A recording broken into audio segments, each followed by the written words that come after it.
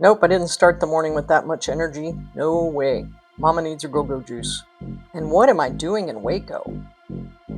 I know, Waco. But here I am, Texas American College of Sports Medicine annual conference, sitting on some interesting lectures that are hopefully going to help us get healthier. February is also Heart Health Month. That's right, a whole month dedicated to learning about things about your heart, how to keep it healthy. Labs that we're going to talk about my blood pressure. And believe it or not, guess who gets in here and makes a play in regards to your heart health as a woman? Menopause? That's right, menopause. Can't get away from it. It's not all bad news when it comes to helping decrease your risk for heart disease. For example, blood pressure. There's lots of things that we can do to keep our blood pressure low. Just as long as that top number is less than 120 and that bottom number is less than 80, your blood pressure is in control. When it comes to cholesterol, there is a ton of confusion, and I completely understand. Just remember that HDL stands for happy cholesterol. This is the good stuff. LDL stands for lousy. That's not the good stuff. So for the HDL, a level of 40 or higher. You want this one to be high, and that's good. For LDL, anything less than 100 is great. As far as total cholesterol, you really want that total cholesterol level to be less than 200. True or false? Heart disease is the number one killer. True. True. So heart disease is the number one killer among women, and it's actually more cases of heart disease and death from heart disease than all of the cancers combined. Probably about 50% of women don't realize how big of a risk it is. That's quite a bit. I mean, every other woman walking around not even aware that it's a possibility for them. Yeah. So we all need to be thinking about how can we reduce our heart risk. Yeah. So we have a high risk, all of us women, for heart disease, but there are a lot of modifiable risk factors. Luckily, our genes actually probably play a small role in us having a heart attack or stroke or another cardiovascular event. So there's so much we can do to prevent our risk, lower our risk. Smoking is a huge one.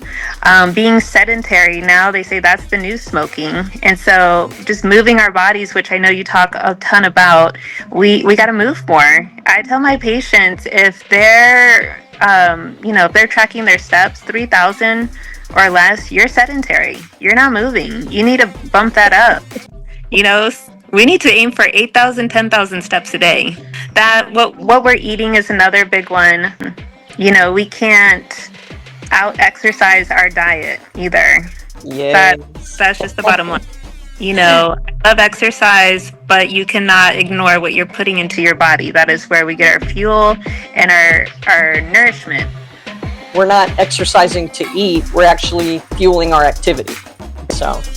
Correct. Yeah, and it's like a lifestyle. The key to success is consistency. And so while it's great to be a little more, mindful before a trip or a vacation, we all want to look our best. But the key to success is being able to maintain those healthy choices. And that's the whole point, right? We start doing now so that we can see ourselves or how we want to be in the future, right? Absolutely. It's like, try to imagine your 80-year-old self. What would they tell you now if they could? They would probably be like, you better get off the couch. You better don't eat that. Do not eat that. Yeah, absolutely. Food is medicine. One thing that we're learning more about nowadays, which wasn't in the previous guidelines for managing heart disease, is we're learning more about women and having a history of preeclampsia, eclampsia, even high blood pressure during pregnancy. Those are independent risk factors for having a higher risk of a heart attack or stroke later in life. So these are just little things that you don't want to just say, oh, okay, well, I'm not pregnant anymore, I'm doing fine.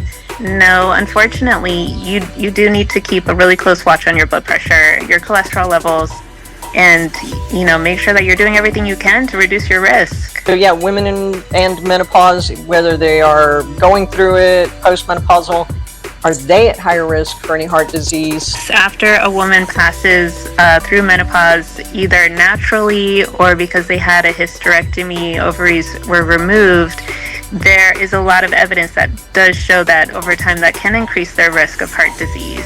So we don't want to get discouraged. We just want to empower ourselves and those around us, and know that we have more control over our health than we think we do. Hey, Natalie, thank you so much for your information about heart disease, women, and menopause. Drop your comments, get up, get out, get something.